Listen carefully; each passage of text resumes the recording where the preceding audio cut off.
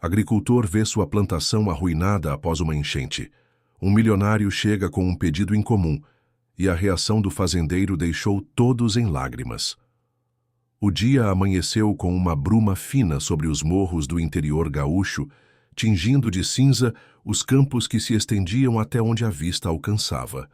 Jonas Ribeiro já estava de pé antes mesmo do primeiro canto dos galos. Acordava sempre cedo, um hábito antigo herdado do pai, que costumava dizer que a terra só respeita quem a trata com disciplina. Aos 53 anos, Jonas mantinha os gestos meticulosos e a expressão séria de quem conhece cada palmo do solo que pisa. Vestia sempre a mesma camisa de linho surrada, chapéu de palha encardido e botas encharcadas de barro, não por vaidade, mas por necessidade e afeto. Para ele a terra não era apenas o que sustentava sua casa, era o legado silencioso de gerações.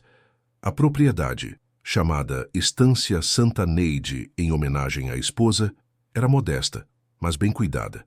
Localizada nos arredores de uma cidade pequena, chamada Cândido de Abreu, o sítio contava com uma casa simples de madeira, um celeiro antigo e 2 estufas improvisadas, onde cultivava hortaliças e milho. A produção, apesar de limitada, sustentava a família e mantinha viva a esperança de um futuro melhor para Caio, seu único filho. Neide, companheira de todas as lutas, era o coração da casa. Seu riso ainda ecoava pela cozinha enquanto preparava o chimarrão, mesmo quando o dinheiro era curto e os dias longos demais. Naquela manhã, Jonas caminhou até o limite da plantação, sentindo o orvalho escorrer pelas folhas e o cheiro forte da terra molhada que se desprendia a cada passo. O céu parecia hesitar entre um novo dia e uma nova ameaça de chuva. As nuvens, carregadas e lentas, anunciavam que algo se acumulava no horizonte. Mas Jonas, como de costume, preferiu não se deixar levar por pressentimentos. Há semanas os jornais falavam em instabilidade climática, mas ele sabia que na lavoura medo não colhe. O que colhe é suor, insistência e uma teimosia quase religiosa em acreditar que tudo vai dar certo no fim. O filho, Caio, de 17 anos, já o esperava perto do trator com uma enxada nas mãos. Era um garoto magro, de olhos atentos e postura ágil, que herdara a força do pai e a delicadeza da mãe.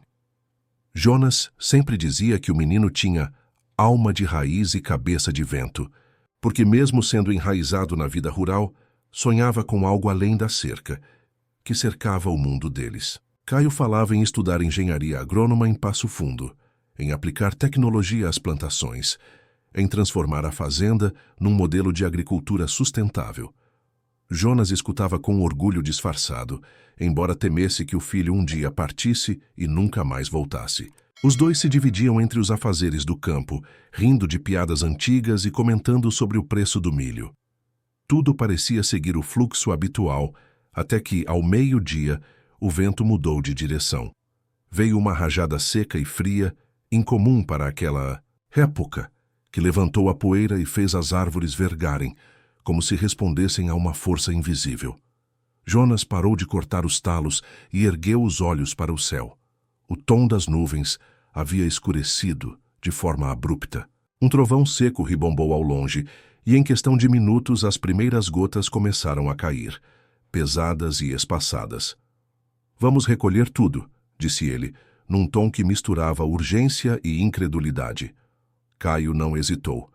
Pai e filho correram, pelas fileiras, cobrindo o que podiam com lonas improvisadas, tentando salvar parte da colheita.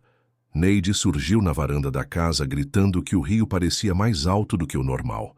Jonas correu até o topo do barranco que margeava a propriedade e sentiu o coração congelar. A água, normalmente serena e contida, havia transbordado em menos de meia hora, formando uma correnteza turva que lambia as margens com violência. Era como se o rio tivesse acordado com raiva. A chuva apertou. Em menos de uma hora, a água já invadia parte da horta. O trator atolou antes que conseguissem levá-lo ao celeiro. O celeiro, por sua vez, começou a ceder quando o vento arrancou parte do telhado. Neide gritava do alpendre tentando salvar documentos e roupas. Caio se atirava na lama tentando resgatar as ferramentas. Jonas corria de um lado a outro impotente. Aquela terra que sempre respondeu ao seu esforço, agora o ignorava, como se não o reconhecesse mais. A enchente chegou com uma velocidade assustadora, engolindo plantações, derrubando cercas, arrastando tudo o que não estivesse firmemente enraizado. Quando a tempestade finalmente cessou, horas depois, a paisagem havia se transformado. A casa resistira parcialmente, mas o interior estava destruído. A horta era um lago barrento, e os milharais haviam desaparecido sob uma camada de lama e detritos. O cheiro de podridão começava a se espalhar. O silêncio que se seguiu foi absoluto, como se a terra estivesse de luto. Jonas caiu de joelhos no barro, com os olhos fixos no campo arrasado. O que construíra com tanto sacrifício em anos havia sido desfeito em poucas horas. Caio se aproximou, as mãos sujas de lama, os olhos vermelhos. Neide, atrás deles, tremia com uma manta sobre os ombros. Ninguém dizia nada. Não havia palavras que coubessem naquele momento. Era o tipo de silêncio que só a perda entende. Jonas olhou ao redor uma última vez antes de baixar a cabeça. Pela primeira vez em muitos anos, sentiu-se derrotado. Não pela chuva, não pela força da natureza, mas pela constatação de que talvez não tivesse mais forças para recomeçar. Naquele instante, ainda sem saber, começava a nascer uma nova história. Uma história que uniria o passado desconhecido de seu pai ao destino que aguardava além do portão da estância. Mas naquele dia tudo o que restava era a lama, o silêncio e a certeza de que a terra, por mais generosa que seja, também sabe como castigar. Jonas não chorou, não ali, não ainda, mas algo dentro dele havia se rompido. E da mesma forma que a enchente invadira sua plantação, a dúvida começava a invadir seu espírito. A manhã seguinte chegou sem pressa, como se o tempo, constrangido pelo que havia ocorrido, não soubesse se deveria continuar. O céu, agora limpo, parecia zombar da devastação deixada para trás. As nuvens haviam partido, mas o rastro da destruição permanecia tatuado na terra. Jonas foi o primeiro a sair da casa, ainda atordoado por uma noite sem sono. O colchão estava encharcado, os móveis virados, o fogão afundado em lama. A única coisa que restava intacta era o retrato de seu pai, pendurado torto na parede da sala com um olhar severo, que agora lhe parecia um julgamento silencioso. Do lado de fora, o campo havia se transformado em um pântano grotesco. O cheiro era ácido, uma mistura de barro, folhas podres e a ferrugem das ferramentas que o dilúvio havia descoberto. A plantação de hortaliças fora inteiramente engolida. As estufas não passavam de esqueletos retorcidos e os milharais, orgulho de Jonas, estavam cobertos por uma espessa camada de lodo. Nenhuma folha verde sobrevivera. O solo, que antes exalava vida, estava sufocado, pesado, sem fôlego. Jonas andava devagar, como se cada passo precisasse pedir permissão à lama que prendia seus pés. Neide o seguiu em silêncio. Trazia nas mãos um balde com água e sabão, mesmo sabendo que não havia o que limpar. Ela apenas fazia o que sempre fizera, insistir. Caio, calado, ajudava a empilhar o que podia ser reaproveitado. Uma tábua, menos rachada, uma cadeira ainda de pé, uma pá cuja lâmina ainda resistia ao tempo. Os três se moviam como fantasmas em um cenário que já não reconheciam. Era como se a enchente tivesse levado não apenas a plantação, mas também a identidade da família, aquilo que os fazia se sentir donos de si mesmos. Mais tarde, ao tentar entender a extensão real dos prejuízos, Jonas sentou-se nos degraus da varanda com um caderno velho entre as mãos. Ali estavam anotadas todas as despesas da safra, cada semente comprada, cada saco de adubo, cada hora gasta com irrigação. Ver aquelas páginas encharcadas lhe deu a estranha sensação de estar enterrando alguém. As palavras agora borradas pareciam feridas abertas, provas irrefutáveis de um esforço que o mundo havia decidido ignorar. Não era só uma questão de dinheiro. Era a alma de um homem que havia se comprometido com a terra e agora via esse pacto quebrado de forma brutal. Foi então que decidiu procurar o agente da seguradora rural. Com o carro parcialmente danificado e as estradas tomadas por entulho, levou 2 dias para conseguir chegar à cidade vizinha. Quando finalmente entrou no escritório da cooperativa, trazia nas mãos as fotos da destruição, os registros das notas fiscais, as provas incontestáveis do desastre. Sentou-se diante do atendente com a esperança modesta de quem não pede ajuda, mas sim o que lhe é de direito. Senhor Jonas Ribeiro, certo? Perguntou o rapaz de terno claro, jovem demais para o peso da função que exercia. Infelizmente, houve um problema na documentação enviada para a renovação do seguro. O senhor deixou de assinar uma das páginas do contrato. Isso compromete a validade do processo. Jonas não entendeu de imediato. Ficou olhando para o papel à sua frente, como se estivesse escrito em outro idioma. Pediu que repetissem, que explicassem melhor. O atendente, com um constrangimento ensaiado, reforçou que sem a assinatura, o seguro não poderia ser acionado. Era um erro técnico, sim, mas um erro legal. Nada podia ser feito. Aquela frase, nada pode ser feito, foi como outro raio, desta vez atingindo diretamente seu orgulho. Saiu do escritório sem dizer palavra. Dirigiu de volta em silêncio, os dedos apertando o volante como se quisesse esmagá-lo. Chegando em casa, evitou os olhos de Neide.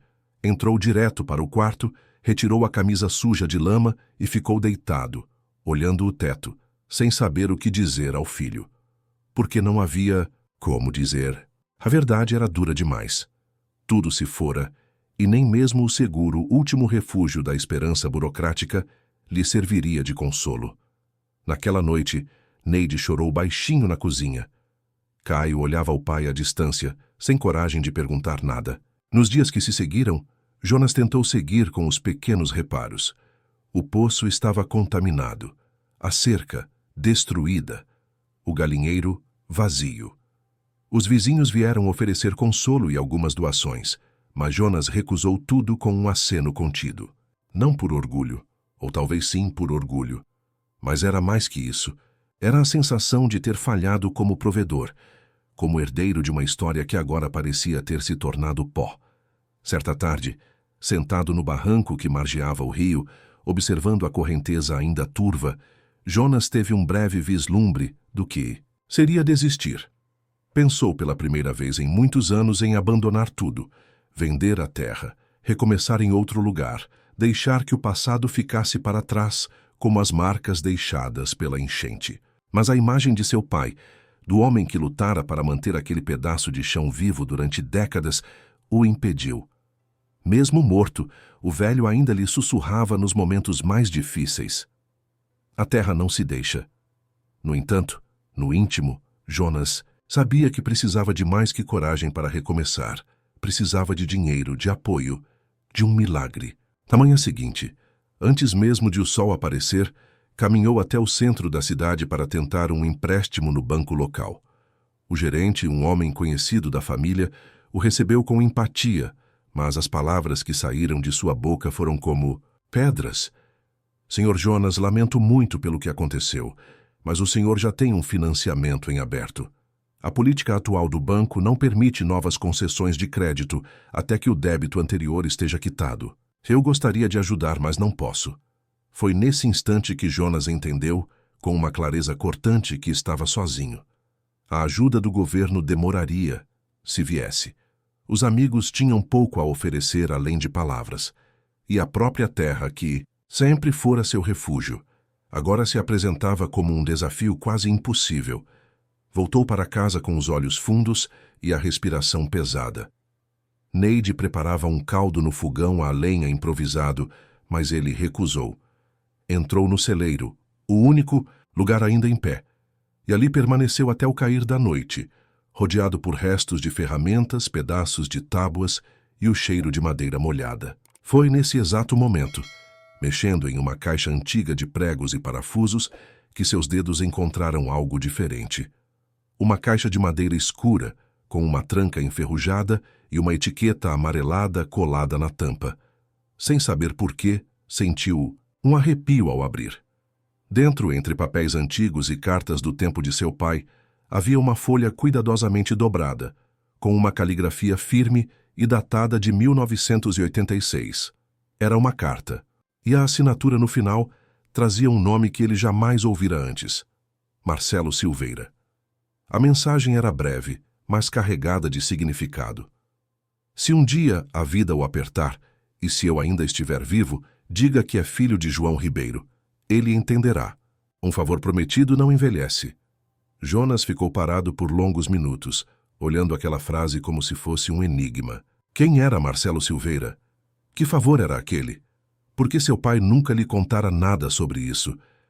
Pela primeira vez desde a enchente, não sentiu apenas dor ou derrota, sentiu curiosidade, e com ela, uma ponta tênue de esperança. Talvez, ali naquela carta, houvesse o começo de algo novo, ou o eco de algo antigo, esperando para ser cumprido.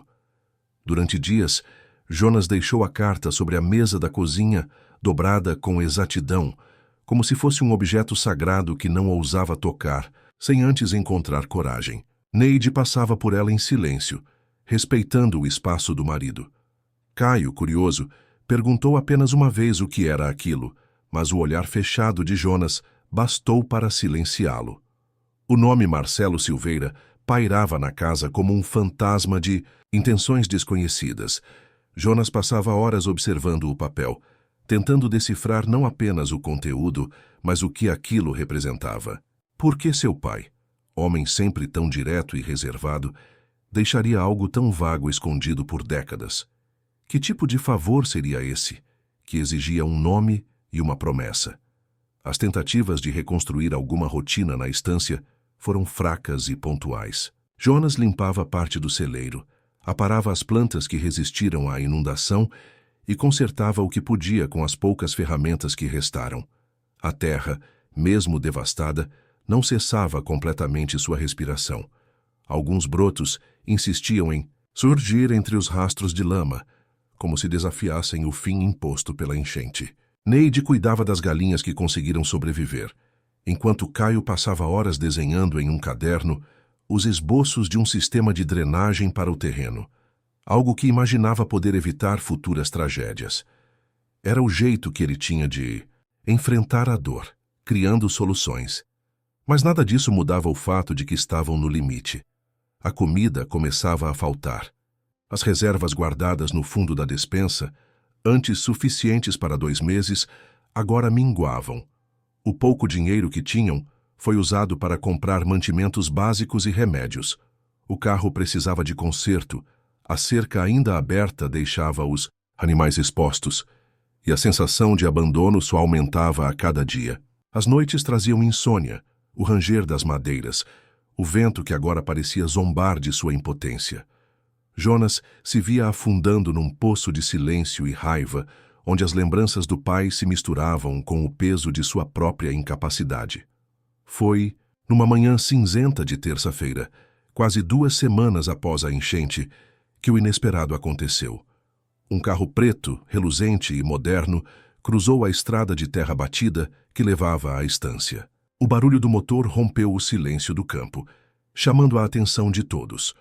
Jonas estava no galpão, martelando uma tábua solta. Ao ver o veículo, largou as ferramentas e se aproximou devagar. Caio surgiu ao seu lado, intrigado. Neide limpou as mãos no avental e saiu à varanda, franzindo os olhos para enxergar melhor. O carro parou a poucos metros da entrada. As rodas afundaram um pouco no barro, mas o motorista parecia não se importar. A porta se abriu com um estalo leve e de dentro saiu um homem alto, vestindo calça social, sapatos limpos demais para aquela estrada e uma camisa clara, passada a ferro. O contraste entre ele e o cenário era tão evidente quanto uma gota de óleo num copo d'água. Caminhou com passos firmes até Jonas, que permanecia estático, olhos semicerrados, corpo rígido como uma cerca antiga. «Jonas Ribeiro?» perguntou o homem com um sotaque paulistano que denunciava sua origem urbana. Jonas assentiu com um leve movimento de cabeça, sem estender a mão. «Sou Marcelo Silveira». O silêncio que se seguiu foi denso como fumaça. Jonas manteve o olhar fixo no homem à sua frente, tentando encontrar traços do passado naquela figura tão destoante do mundo rural. Marcelo, por sua vez, parecia desconcertado diante da frieza do acolhimento. mas prosseguiu com elegância. Eu conheci seu pai, João Ribeiro, há muitos anos. Ele me ajudou num momento decisivo da minha vida. Disse que um dia, talvez, esse favor pudesse ser cobrado, e que, se isso acontecesse, bastaria me apresentar a você. Jonas finalmente falou, a voz rouca e direta. O senhor viajou desde São Paulo para cobrar um favor de um homem morto? Marcelo sorriu, mas havia algo contido no gesto. Não era sarcasmo, era desconforto. Não, vim retribuir. O impacto daquelas palavras não foi imediato. Jonas desviou o olhar por um segundo. Depois encarou Marcelo de novo. Retribuir como? Marcelo suspirou, observando a casa danificada, o campo devastado, os olhos cansados de Neide e o silêncio tenso de Caio. Eu soube do que aconteceu aqui. A enchente. Os prejuízos. Estou envolvido com um projeto ambiental que pretende transformar áreas rurais em polos sustentáveis. Sua propriedade tem uma localização estratégica. Quero propor algo que, se der certo, pode beneficiar não só sua família, mas toda a região. Mas não estou aqui só por interesse comercial. Estou aqui porque devo isso ao seu pai, porque ele me salvou quando eu era só um moleque perdido. Ele acreditou em mim antes de qualquer um. Jonas respirou fundo. Sentia o peso das palavras, mas também um incômodo profundo. Aquela chegada repentina, a proposta vaga, o tom emocional, tudo lhe parecia estranho. Não era do tipo que se encantava com discursos bonitos ou promessas. A terra lhe ensinara a desconfiar de tudo que não vinha com calos nas mãos. Se está aqui por negócios, fale de negócios. Se está aqui por gratidão, então faça o que seu coração manda. Mas eu não estou em condições de tomar nenhuma decisão hoje. Respondeu seco. Marcelo assentiu respeitoso. Compreendo. Vou ficar na cidade por alguns dias. Se mudar de ideia, me procure. Não precisa decidir nada agora. Só pensei que talvez fosse hora de cumprir a promessa que seu pai deixou em aberto. Virou-se, caminhou até o carro e partiu sem dizer mais nada. O barulho do motor se afastando soava agora como o fim de uma conversa que mal havia começado. Jonas permaneceu imóvel por vários minutos, o rosto impassível, mas o coração em alvoroço. Caio, ao seu lado, comentou baixo. Pai, e se esse cara for sincero? Jonas não respondeu. Entrou no celeiro, fechou a porta com força e ficou ali em silêncio. Não era o tipo de homem que tomava decisões precipitadas, mas algo naqueles olhos de Marcelo, algo no tom da voz ao falar de seu pai, havia mexido com ele. Pela primeira vez desde a enchente, a estância recebera alguém de fora, não para lamentar, mas para propor. Era cedo para confiar, mas tarde demais para ignorar. A carta sobre a mesa agora parecia menos misteriosa e mais urgente. A visita de Marcelo não era um acaso. Era o início de algo que o próprio Jonas ainda não compreendia. E mesmo desconfiando, mesmo sentindo o instinto gritar por cautela, havia em seu peito uma semente que começava a germinar. Ainda frágil, ainda sem forma, mas viva. E como ele bem sabia, tudo que cresce começa assim. Nos dias seguintes à visita de Marcelo Silveira, a estância mergulhou em um tipo de silêncio diferente do que seguira a enchente. Não era o silêncio da perda, nem o da resignação. Era o silêncio da dúvida. Jonas continuava suas atividades como um autômato, reparando o que podia, limpando a terra com movimentos mecânicos, mas sua mente estava em outro lugar. A imagem de Marcelo, sua fala pausada, sua aparência deslocada naquele cenário de destruição, voltava como um eco constante. E mais do que tudo, a lembrança da carta com aquela promessa incompleta feita por seu pai incomodava como farpa debaixo da pele. Neide percebeu a inquietação do marido, embora ele pouco falasse. Não era difícil entender o que se passava. Viver com Jonas tantos anos havia-lhe ensinado a decifrar até os silêncios. Caio também sentia a mudança no ar. Tentava disfarçar, com tarefas, com esboços e planos para o futuro da fazenda. Mas a ansiedade o fazia observar constantemente o caminho de terra, como se esperasse o carro de Marcelo reaparecer a qualquer momento. 3 dias depois, ele reapareceu. Sem aviso, no fim da tarde, quando o céu já começava a ganhar os tons alaranjados da serra. Jonas estava sentado na varanda, limpando as unhas com a lâmina de um canivete, enquanto Neide lavava roupas ao fundo e Caio alimentava as galinhas. O carro parou com mais cuidado dessa vez, e Marcelo desceu com uma pasta sob o braço e uma expressão menos segura do que antes. Caminhou até Jonas sem cerimônias, mas com respeito. Não vim cobrar resposta. Começou de pé diante da varanda. Mas achei que talvez o senhor quisesse entender melhor a proposta. Tenho os documentos aqui. O projeto está em fase de aprovação e a sua terra é essencial para que ele aconteça. Quero deixar tudo claro sem rodeios. Jonas o olhou por um instante, depois se levantou com um suspiro curto. Entra. Pode falar. Marcelo entrou, tirando os sapatos antes de pisar no assoalho ainda sujo. Neide ofereceu café e, mesmo desconfiada, sentou-se à mesa com os dois. Caio se aproximou devagar, escutando mais do que falando. Marcelo abriu a pasta e espalhou os papéis sobre a mesa. Explicou que fazia parte de um consórcio que buscava implementar áreas de reflorestamento produtivo em terras degradadas ou com potencial de recuperação ambiental. A ideia era criar um espaço que unisse preservação da mata nativa, turismo ecológico e pequenas produções orgânicas, com certificação internacional. A proposta era sedutora. Marcelo oferecia não apenas a reconstrução da estância, mas também a inserção da família em um modelo moderno de produção, com assessoria técnica, acesso a crédito facilitado e garantias de renda mínima durante os primeiros anos.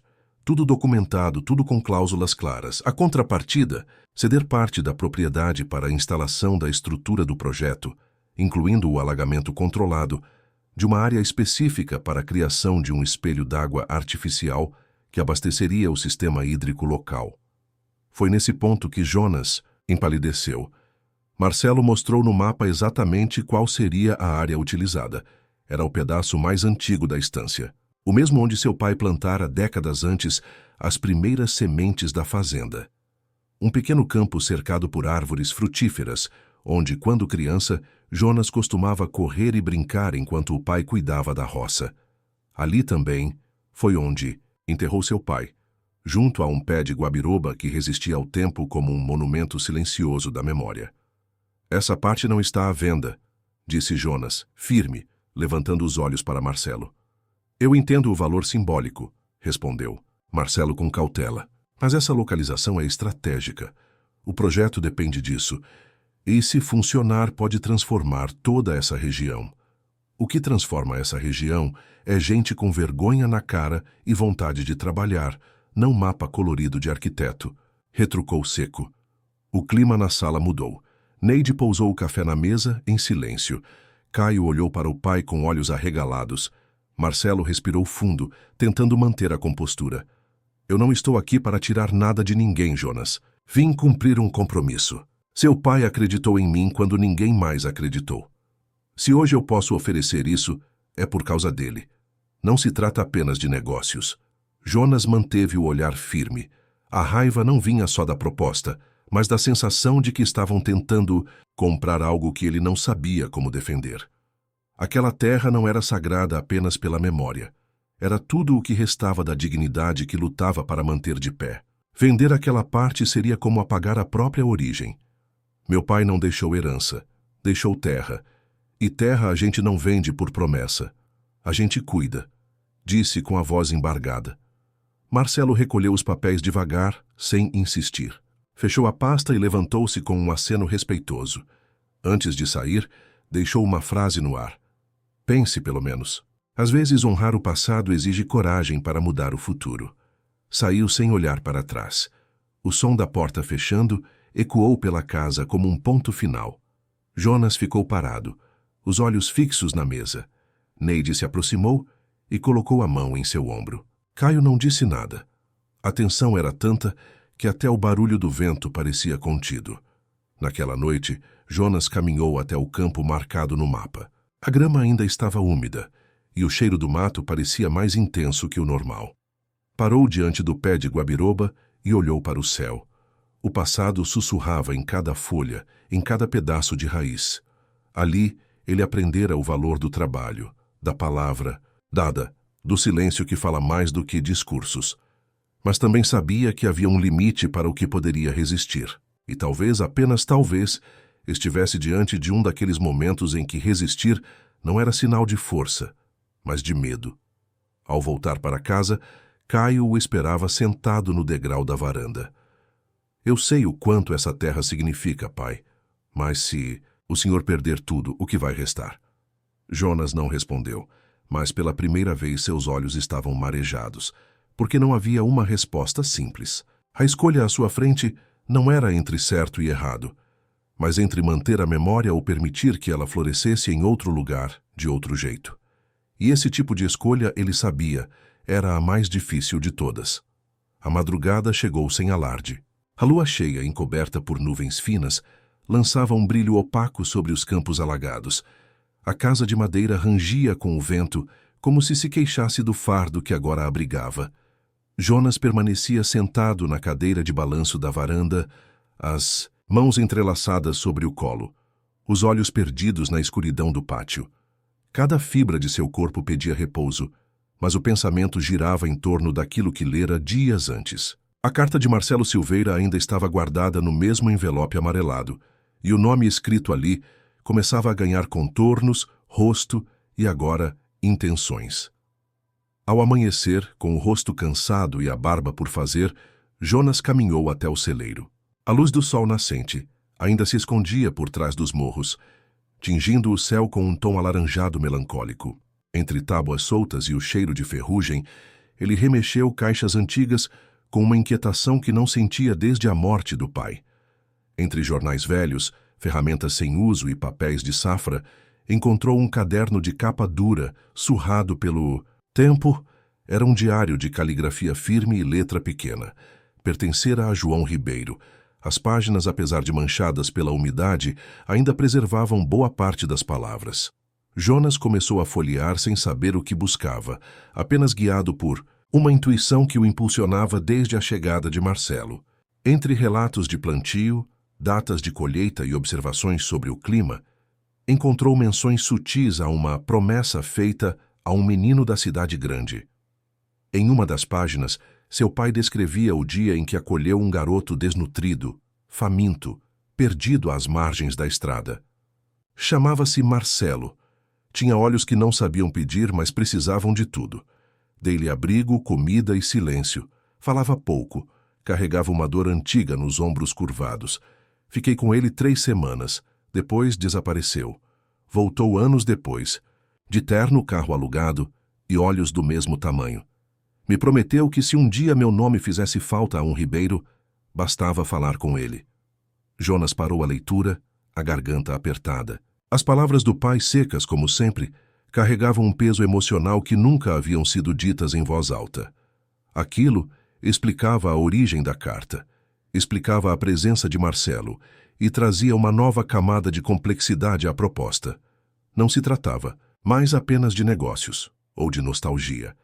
Havia ali uma dívida de alma selada sem testemunhas e agora reaparecida como uma sombra de tempos esquecidos. Ele fechou o caderno com cuidado, como quem respeita um segredo, e caminhou até o campo onde a proposta de alagamento fora feita. O local, mesmo machucado pela enchente, ainda guardava um certo encanto. O pé de guabiroba, apesar da lama ao redor, permanecia ereto. Ali jaziam não apenas as cinzas do pai, mas os rituais invisíveis de uma família inteira. Ali, Caio dera seus primeiros passos e Neide colhera ervas para os chás que curavam os males da alma. Ali também, ele próprio havia prometido diante do túmulo que jamais deixaria aquela terra ser tratada como mercadoria. Mas agora, diante do impasse, a promessa parecia um grilhão. As contas se acumulavam. O campo não produziria por meses, talvez anos. Os vizinhos, também atingidos, se viravam como podiam, mas Jonas, com o nome sujo e sem seguro, estava entre a espada e a dignidade. A proposta de Marcelo poderia ser a única chance real de se reerguer sem perder tudo. No entanto, ceder à área sagrada era algo que seu coração se recusava a aceitar. O peso da decisão o esmagava lentamente. No jantar daquele dia, Neide preparou um prato simples de arroz e batata doce. Ninguém falou durante a refeição. O som dos talheres contra os pratos era o único ruído na cozinha. Jonas mal tocou a comida. Depois de alguns minutos, Neide quebrou o silêncio. Ele está dizendo a verdade, não está? Jonas levantou os olhos, surpreso com a pergunta direta. Está. Eu li o diário. Meu pai realmente conheceu esse homem, salvou ele de alguma coisa grande. E se isso for a chance de salvar a gente? A pergunta ficou no ar, densa, entre a fumaça do fogão e a tensão que crescia desde a visita de Marcelo. Jonas não respondeu. Terminou o pouco que havia no prato e saiu para fora. Caio o seguiu pouco depois. Pai, o Senhor me ensinou que a terra não é só um lugar, é o que a gente faz com ela. E se o Senhor pudesse transformar esse pedaço da fazenda em algo que ajudasse mais gente, algo que fizesse seu pai ser lembrado por todos, não só por nós. Jonas o olhou com um misto de surpresa e orgulho contido. Caio, com seus 17 anos, falava com mais sabedoria do que muitos adultos. Mas Jonas ainda lutava com a dor de abrir mão. Havia uma linha tênue entre honrar o passado e se aprisionar a ele. Naquela noite, enquanto os outros dormiam, Jonas voltou a ler a carta. Relia as palavras com mais calma, tentando encontrar brechas, um subtexto que o aliviasse da responsabilidade. Mas tudo estava claro. Marcelo não exigia nada, oferecia. E essa ausência de imposição tornava tudo ainda mais difícil. O que fazer com uma dívida que não foi feita por ele, mas que agora se tornava sua responsabilidade? Antes de dormir, escreveu uma frase curta num pedaço de papel e colocou sobre a carta. Não é o favor que pesa, é o preço de honrar. Quem já se foi? Na manhã seguinte, o sol surgiu mais quente do que nos dias anteriores. A terra começava a secar e, com ela, os contornos da plantação destruída se tornavam mais evidentes. Jonas se levantou, tomou café em silêncio e saiu sem dizer para onde ia. Levava no bolso apenas a carta de Marcelo e o diário do pai. Horas depois, estacionava seu carro velho na entrada do Hotel Simples, onde Marcelo estava hospedado na cidade. Bateu à porta do quarto e, ao ser atendido, não disse bom dia. Quero entender melhor esse projeto, mas antes quero que veja o lugar com seus próprios olhos. Aquela parte da terra não é só terra. E se depois de ver ainda quiser seguir em frente, aí sim a gente conversa. Marcelo, surpreso com a visita, assentiu com um leve movimento. Jonas, ao voltar para o carro, sabia que ainda não tinha tomado uma decisão, mas estava disposto a escutar, a pesar com mais justiça o passado e o futuro.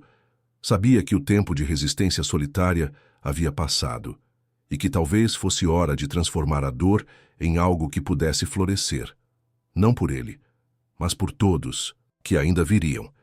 Marcelo Silveira chegou à estância no início da tarde, num daqueles dias em que o sol ardia mais forte do que o habitual. Estava vestido com uma roupa mais simples do que nas visitas anteriores. Camisa de algodão dobrada até os cotovelos, calça jeans escura e sapato menos formal, ainda assim bem diferente das botas endurecidas de barro que Jonas calçava.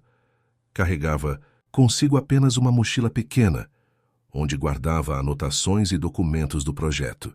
Vinha como convidado, mas não como igual. Sabia disso e carregava essa diferença com uma mistura de desconforto e respeito. Jonas o recebeu na porteira com um aceno seco, sem sorrisos nem palavras de boas-vindas. Apontou com a cabeça a direção que deviam seguir e caminhou à frente como se estivesse guiando um estranho por um território sagrado. Marcelo compreendeu o recado e seguiu em silêncio. Passaram pelo celeiro parcialmente reconstruído, pelas hortas improvisadas e pelo galinheiro, remendado com arame e tábuas irregulares. Cada canto da propriedade parecia carregar uma história contada apenas com gestos e cicatrizes. O barro seco nas cercas, a lama acumulada nos cantos das estufas destruídas, os rastros da enchente ainda visíveis no chão rachado. Jonas levou Marcelo até o coração da propriedade. O campo onde o pé de guabiroba permanecia firme, solitário no meio de um terreno agora marcado pelo abandono. Pararam diante da árvore e Jonas ficou alguns segundos em silêncio, como quem pede licença, antes de tocar num assunto delicado. Aqui meu pai plantou as primeiras sementes, disse enfim. Foi aqui que ele enterrou a mãe dele. Foi aqui que me ensinou a arar a terra pela primeira vez. Quando ele morreu, foi aqui que espalhei as cinzas. Isso aqui não é só um pedaço de terra. É o que resta da nossa história. Marcelo observava tudo com atenção. Não havia ironia nem pressa em seu rosto. A brisa leve balançava os galhos da árvore e o canto dos pássaros preencheu o silêncio que se seguiu. Ele caminhou em volta da árvore, tocou levemente a casca, olhou o solo ao redor. Eu entendo, Jonas, mais do que você imagina. Meu pai me abandonou quando eu era pequeno. Minha mãe morreu quando eu tinha 12 anos. Passei 3 anos na rua, fugindo de abrigo, vendendo doce no semáforo. Foi seu pai que me tirou da lama. Ele não perguntou quem eu era, não pediu meu nome. Me deu comida, me deu abrigo e me deu silêncio. Depois de alguns dias, me deixou ficar. Eu comia com vocês, dormia no celeiro, ajudava na lavoura. Ele me ensinou a respeitar a terra. E me disse uma coisa que nunca esqueci. Quem entende o silêncio da terra nunca morre sozinho. Jonas ouviu as palavras sem interromper. Não esperava aquele tipo de confissão. E por mais que tentasse manter a postura rígida, não conseguiu impedir que algo em seu peito cedesse. Marcelo continuou. Eu prometi a mim mesmo que se um dia tivesse condições, voltaria aqui. Não só para agradecer, mas para tentar retribuir. Achei que ajudando com esse projeto eu poderia fazer isso. Mas vendo esse lugar agora, eu entendo por que você hesita. E se você me disser que não quer seguir com isso, eu vou respeitar. Mas antes, deixa eu te mostrar o que realmente estou tentando construir. Não é um resort, não é um condomínio de luxo. É um modelo de convivência com a natureza, com respeito às memórias e à história dos lugares. É uma homenagem, não uma substituição. Jonas olhou para o homem à sua frente. Pela primeira vez não via o empresário, nem o estranho de São Paulo. Via o menino que seu pai havia acolhido. Via os olhos de alguém que havia conhecido a fome, o medo, o abandono. E isso mexia com ele de uma forma que nenhuma proposta, nenhum número, nenhum gráfico jamais havia conseguido. O problema não é só a terra, disse após um tempo. É que aceitar essa proposta significa admitir que eu não consegui manter o que meu pai construiu. Significa aceitar que, por mais que eu tenha tentado, falhei. E isso é difícil de engolir. Eu também falhei, respondeu Marcelo com voz firme. Várias vezes. Mas aprendi que o valor de um homem não está no quanto ele perde, mas no que ele decide fazer depois da perda. Você não falhou, Jonas. Você lutou até onde era possível. Agora tem a chance de transformar essa luta em algo que vá além da sua família. Algo que seu pai aprovaria. Os dois ficaram ali por um tempo, olhando a árvore, o campo ao redor, e a vastidão da propriedade que, mesmo ferida, ainda pulsava com vida. Jonas respirou fundo, passou a mão pelo rosto e disse: Se eu aceitar, a gente vai fazer do nosso jeito. Essa parte da terra fica. Aqui não se mexe. Se quiser seguir com o projeto, vamos encontrar outra área dentro da propriedade. E essa árvore vai ficar como um marco, um símbolo, nada de lago, nada de alagamento. Isso aqui vai virar um memorial. Marcelo assentiu, respeitoso. Combinado. E mais. Esse memorial vai levar o nome do seu pai, João Ribeiro. Vamos fazer com que cada criança dessa região saiba quem ele foi, o que ele fez e por quê. Jonas não respondeu de imediato. Virou-se e começou a caminhar de volta. Marcelo o seguiu. No trajeto, pararam para ver o terreno mais abaixo, onde a topografia permitiria a construção do reservatório sem afetar o campo sagrado. Marcelo fez anotações mentais, observou os pontos de acesso e a vegetação nativa. Antes de se despedirem, Jonas estendeu a mão. Foi a primeira vez que o gesto aconteceu entre os dois. Marcelo apertou com força, e naquele aperto havia mais do que acordo. Havia reconciliação. Não apenas entre dois homens, mas entre o passado e o presente, entre o luto e a esperança. Ao final do dia, Caio os esperava no alpendre. Viu os dois chegarem com passos mais leves, ainda que cansados. Jonas se aproximou do filho e disse apenas: Vamos começar de novo, mas do nosso jeito. Caio sorriu e Neide, da cozinha, olhou. Pela janela com os olhos marejados. Pela primeira vez desde a enchente, havia um traço de futuro na casa. não porque esqueceriam o que perderam, mas porque haviam escolhido lembrar de forma diferente, honrando, não apenas resistindo. E isso mudava tudo. Os dias que seguiram a visita ao campo sagrado não foram de descanso, mas de um trabalho que finalmente trazia outro tipo de cansaço, o cansaço da esperança. Jonas, Neide e Caio despertavam antes do sol, não mais guiados apenas pela necessidade de sobreviver, mas pela urgência de transformar aquela terra castigada num espaço que pudesse acolher o novo sem enterrar o antigo. Marcelo retornava à estância diariamente, agora sem terno, com as mangas da camisa arregaçadas, as botas sujas de barro e um olhar cada vez menos forasteiro. Aos poucos, deixava de ser o estranho da cidade grande para tornar-se um parceiro, embora sempre ciente de que pisava em solo que não lhe pertencia emocionalmente. A proposta fora ajustada com cuidado. O campo onde as cinzas de João Ribeiro descansavam seria mantido como estava, e ao redor dele seria construído um pequeno memorial de madeira rústica, com um banco, uma placa e uma trilha de acesso que permitiria a visitação sem descaracterizar o espaço. Jonas fez questão de escolher cada detalhe, desde o tipo de madeira até a posição do banco. Tem que ser de frente para o nascente, disse, para ele continuar vendo o sol nascer todo dia. O restante da fazenda foi dividido em zonas de trabalho. Caio, animado como nunca, desenhou junto com os engenheiros o sistema de drenagem para evitar novos alagamentos. Também participou da concepção de estufas modernas, que seriam construídas com material sustentável e integradas a um sistema de captação de água da chuva.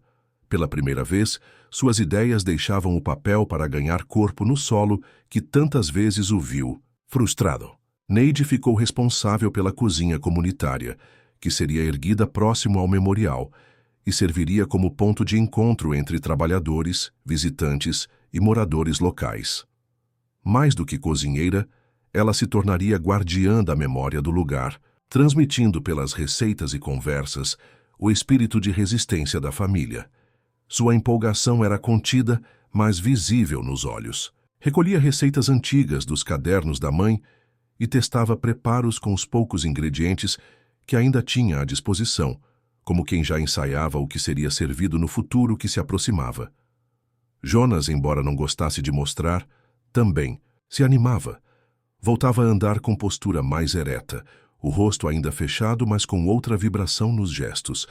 Supervisionava cada escavação, cada marcação no solo, cada caminhão de madeira que chegava. Trabalhava lado a lado com os pedreiros, orientava os jovens contratados do vilarejo e não deixava que nenhuma máquina operasse sem antes observar pessoalmente a área. Ainda assim, mantinha a rigidez de sempre. Não aceitava improvisos, não tolerava desleixo. Aquela terra era sua biografia, e cada intervenção nela devia respeitar essa narrativa. Durante uma dessas manhãs, enquanto observava os operários descarregarem as estruturas metálicas da nova estufa, Jonas ouviu Marcelo conversar com um dos arquitetos. Falavam sobre financiamento, cronograma, parcerias. O tom era técnico, eficiente, distante da emoção que guiava os Ribeiro. Aquilo o incomodou, mas não comentou. Apenas guardou a sensação. Sabia que o mundo de Marcelo era outro, feito de planilhas e metas, enquanto o seu era de estação e intuição.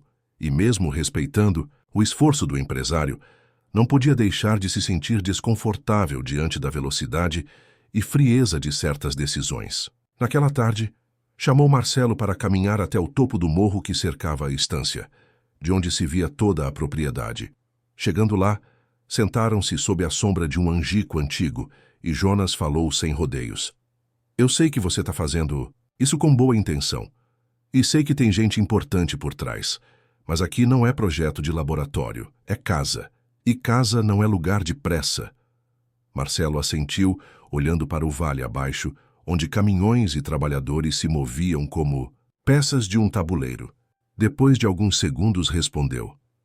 Eu sei, e estou aprendendo isso com você. No começo eu achava que podia resolver tudo com método, com contrato. Mas tem coisas que não cabem em planilha. E esse lugar tem alma. e alma. A gente só entende com o tempo. Jonas o olhou de lado, surpreso pela sinceridade. A resposta o desarmou. Então a gente está no caminho certo, disse sem sorrir, mas com um tom mais brando. Enquanto os dias passavam, a comunidade ao redor da estância começou a se aproximar. Vizinhos que antes apenas observavam de longe, agora vinham oferecer ajuda. Alguns traziam mudas de plantas, outros ferramentas antigas, sementes guardadas ou apenas mão de obra e disposição. Era como se o renascimento da propriedade de Jonas tivesse despertado algo coletivo. As crianças vinham ver as máquinas, desenhavam as estufas no chão com pedaços de carvão. As senhoras perguntavam sobre a cozinha. Os jovens queriam aprender sobre irrigação, energia solar, manejo orgânico. Numa das reuniões informais que passaram a acontecer no celeiro, Marcelo propôs transformar parte do projeto em um centro de aprendizagem rural, onde técnicas de cultivo sustentável seriam ensinadas gratuitamente aos moradores da região. Jonas hesitou de início, mas Caio o convenceu.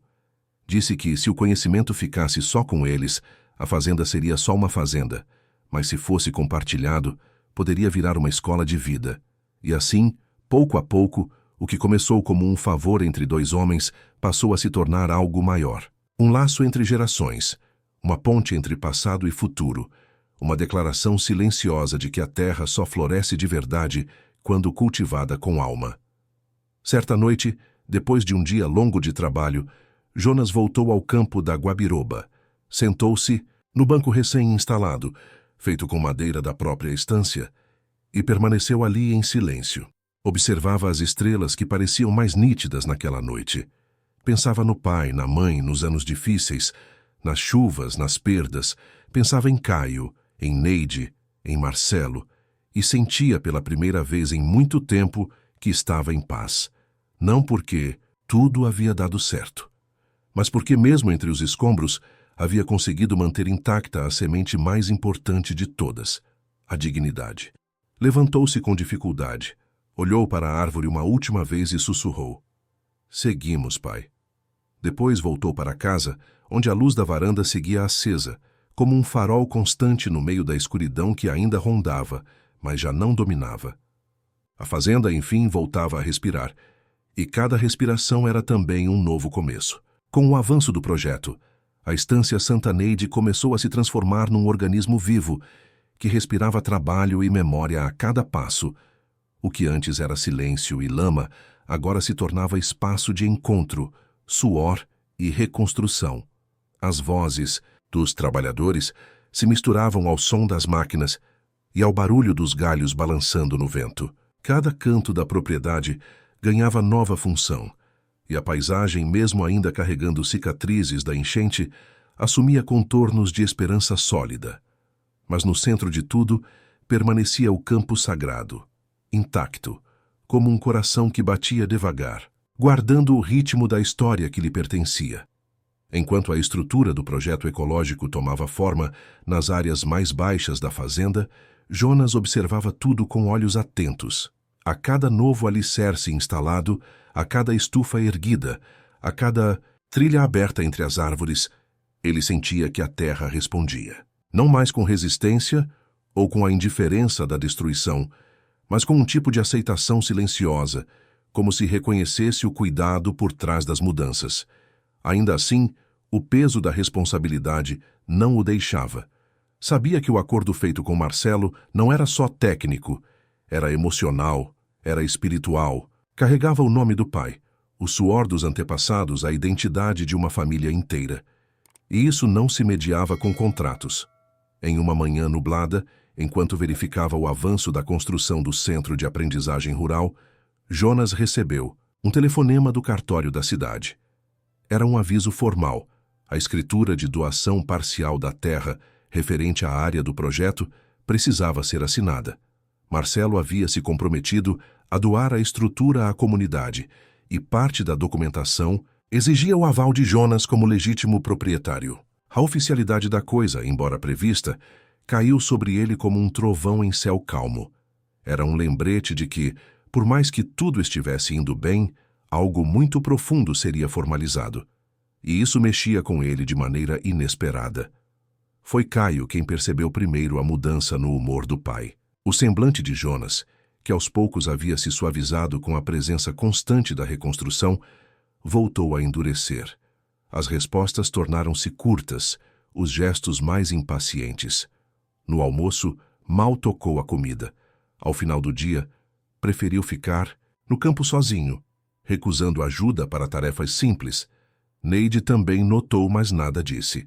Apenas deixava o prato servido na hora certa e esperava que o tempo fizesse o que o diálogo não parecia alcançar. Na manhã seguinte, Jonas decidiu visitar a escola municipal da cidade, acompanhado por Caio e Marcelo. A diretora, uma mulher de meia idade chamada Aparecida, os recebeu com entusiasmo. Queria saber mais sobre o centro de aprendizagem que estava sendo construído na estância.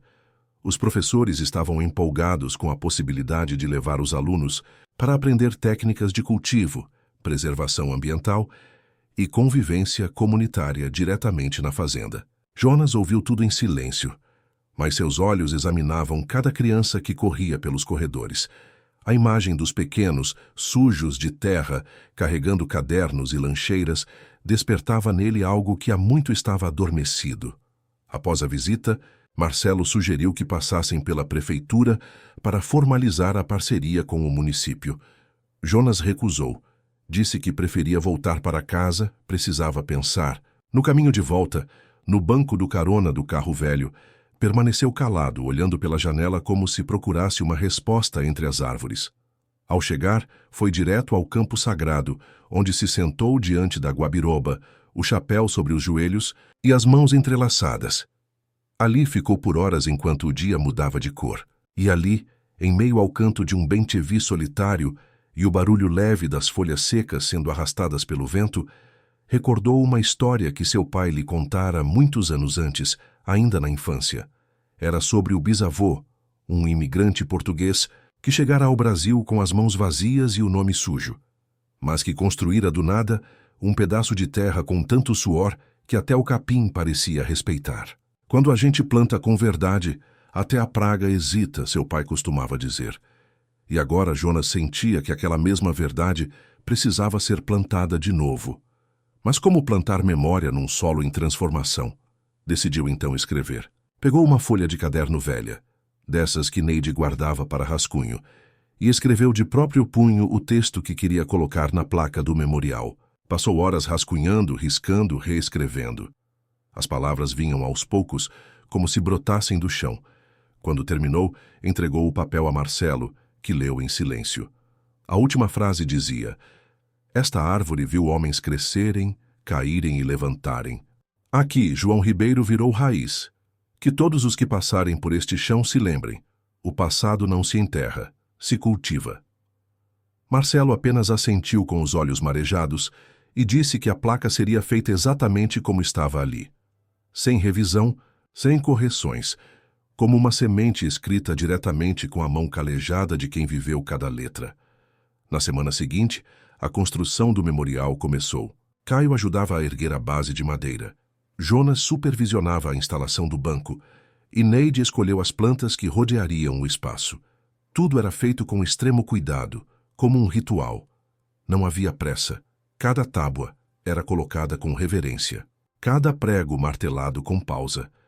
Os vizinhos vinham acompanhar em silêncio, como se assistissem a uma missa rural. Enquanto isso, os primeiros painéis do centro de aprendizagem começavam a ser instalados. O espaço, com salas abertas e áreas de cultivo experimental, começava a atrair olhares curiosos. Crianças passavam o fim de tarde observando a construção. Professores vinham fazer perguntas. Lideranças da cidade falavam em ampliar a iniciativa para outras propriedades da região. O nome de Jonas, antes citado apenas como exemplo de homem, teimoso e fechado, agora surgia como sinônimo de resistência transformada em ação. E ainda assim, no íntimo, Jonas continuava lidando com a sensação estranha de estar deixando algo escapar. À noite, voltava a sentar na varanda com o velho, diário do pai nas mãos, relendo passagens que agora pareciam ter outro sentido. Numa dessas leituras, encontrou uma anotação perdida no meio das páginas de colheita. Não deixo terra para que meu filho fique preso. Deixo para que ele escolha o que plantar com liberdade. Essa frase o acompanhou pelos dias seguintes, como um lembrete de que sua responsabilidade não era repetir o passado, mas dar continuidade a ele de forma viva, consciente. O que João Ribeiro havia construído não era uma prisão de tradições, mas um caminho. E agora, coubera a Jonas decidir se trilharia esse caminho com os pés fincados ou com o coração aberto ao inesperado. Ao final da semana, com o memorial quase concluído e o centro de aprendizagem a dias de ser inaugurado, Jonas acordou mais cedo que o habitual, vestiu sua roupa de domingo, a mesma usada no enterro do pai, e caminhou até o cartório da cidade. Pediu que preparassem os papéis. Assinou sem tremor na mão. Saiu sem alarde, com a consciência tranquila. Era oficial.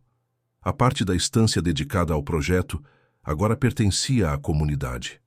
Mas o coração da terra, onde as raízes da guabiroba fincavam fundo, esse permaneceria intocável, como símbolo de uma promessa cumprida sem que fosse preciso romper a memória. E para Jonas, isso era tudo. A inauguração oficial do memorial e do centro de aprendizagem estava marcada para o último sábado do mês, um dia ensolarado em que o calor típico do interior parecia menos severo, talvez em respeito ao significado daquela ocasião. Desde cedo, a propriedade fervilhava com a movimentação de visitantes, moradores da cidade, autoridades locais, curiosos e famílias que nunca tinham sequer atravessado o portão da estância Santa Neide. Pela primeira vez em muitos anos, a velha estrada de terra se viu tomada por carros e caminhonetes de todos os tipos. Suas rodas levantando uma poeira leve que flutuava no ar como fumaça de festa. Jonas acordou antes do amanhecer, como sempre fazia, mas naquele dia havia algo diferente no modo como se vestiu. Escolheu a camisa azul que ganhara de presente de Neide há mais de 5 anos e que usava apenas em ocasiões especiais. Calçou as botas limpas, penteou o cabelo com cuidado e passou perfume, um gesto que não repetia desde o casamento de um sobrinho anos antes. Quando desceu para o café, encontrou Neide de avental novo, um lenço florido na cabeça, cortando frutas com a delicadeza de quem prepara oferendas. Caio já estava no celeiro, conferindo os últimos detalhes dos painéis explicativos que seriam exibidos no centro, os olhos brilhando de empolgação. Marcelo chegara na noite anterior, trazendo consigo 2 técnicos e alguns convidados da Universidade de Passo Fundo, que haviam se interessado pelo projeto.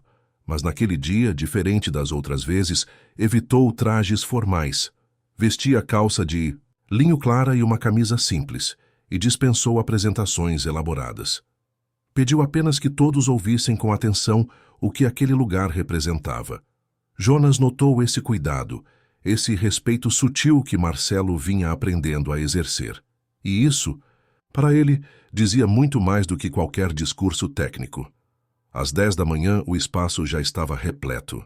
As crianças da escola local corriam entre as estufas, maravilhadas com os sistemas de irrigação, com as hortas verticais e as pequenas placas solares instaladas para alimentar as bombas d'água. Professores explicavam detalhes com entusiasmo, e pais observavam com surpresa o quanto aquele lugar, antes conhecido apenas como uma propriedade isolada, havia se tornado uma espécie de farol rural. No memorial, uma fila silenciosa se formava. As pessoas esperavam para ler a placa diante da guabiroba. Algumas sentavam-se no banco de madeira e permaneciam em silêncio por minutos. Era um espaço de contemplação, de memória, de respeito. Por volta do meio-dia, as autoridades se reuniram para uma cerimônia simbólica. Não havia palco, nem microfones potentes, nem pirotecnias. Tudo acontecia ao redor da árvore, com os pés na terra e o céu como teto. A prefeita da cidade, uma mulher de fala direta e gestos comedidos, elogiou a iniciativa com sinceridade.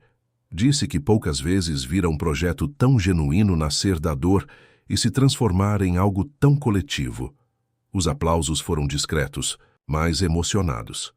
Marcelo falou em seguida com voz calma, sem rodeios. Contou a história de João Ribeiro, sua estadia na estância na juventude e como aquela experiência havia mudado sua vida. Eu fui salvo por esse homem, e hoje tento salvar um pouco do que ele deixou, disse, encerrando sua fala com a cabeça baixa e os olhos úmidos. Depois foi a vez de Caio.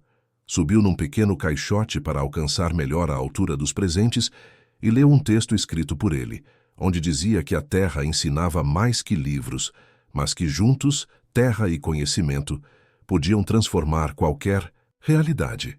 Sua fala arrancou sorrisos e aplausos genuínos. Jonas, de pé ao lado de Neide, escutava tudo em silêncio, o chapéu nas mãos, os olhos fixos no chão.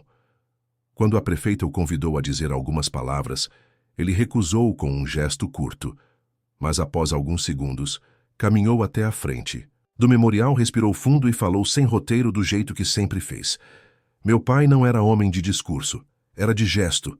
Ajudou esse rapaz aqui, o Marcelo, sem pedir nada em troca, só porque achava que era o certo. Eu aprendi com ele que a terra não se dá para qualquer um, mas também não se nega a quem vem com o coração limpo. Hoje a gente está entregando esse pedaço de chão para a comunidade. Mas mais do que isso, estamos plantando de novo. Não milho, não alface. Estamos plantando memória. E quem planta memória, colhe respeito. Não houve aplauso imediato. O silêncio, que se seguiu, era espesso, carregado de emoção. Depois, lentamente, o público aplaudiu, não com euforia, mas com uma reverência que só se vê em momentos de verdadeira entrega. Jonas desceu do improvisado púlpito e foi abraçado primeiro por Neide, depois por Caio, e por fim por Marcelo, que segurou o gesto com firmeza e emoção contida. Ao longo da tarde, a estância se manteve viva. O cheiro da comida feita no novo fogão industrial da cozinha comunitária se espalhava pela propriedade. Neide coordenava as senhoras da região, que haviam trazido pratos típicos para compartilhar. Arroz carreteiro, bolo de milho, pão caseiro, geleias, sucos naturais. Tudo era servido em pratos de cerâmica simples, com talheres de metal reaproveitado e copos doados pelos moradores. Ninguém pagava por nada. Ali, comida era símbolo de partilha, não de comércio. As crianças se agrupavam nas oficinas organizadas por Caio, onde aprendiam a plantar mudas em garrafas PET, montar pequenos sistemas de irrigação e entender o ciclo da água na natureza. Marcelo circulava entre os grupos, tirando dúvidas, ouvindo sugestões, anotando ideias. A prefeita prometera buscar apoio estadual para replicar a iniciativa em outras áreas, mas Jonas, ao ouvir isso, apenas assentiu com desconfiança. Sabia que promessas políticas vinham com o vento. Preferia confiar naquilo que podia tocar. No fim do dia, quando a maioria dos visitantes já havia partido, restaram apenas os moradores da vila mais próxima e os poucos funcionários que dormiriam ali para cuidar da limpeza.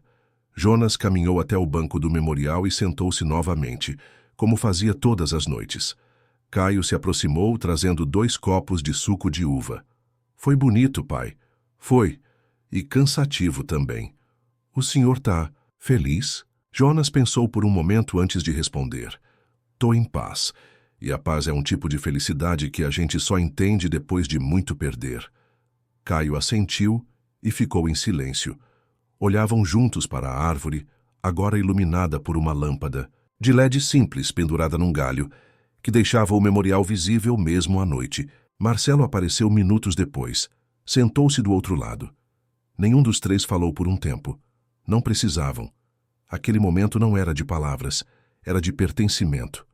E todos ali, mesmo vindos de histórias diferentes, pertenciam àquele pedaço de terra, àquela memória, àquela escolha. A noite caiu sobre a estância como um véu de tranquilidade. A lua surgiu tímida entre as nuvens, e o vento carregava o cheiro da terra molhada pelo orvalho. Dentro da casa, Neide arrumava as louças, cantarolando uma melodia antiga. No campo, apenas o som dos grilos e o farfalhar das folhas preenchia o espaço.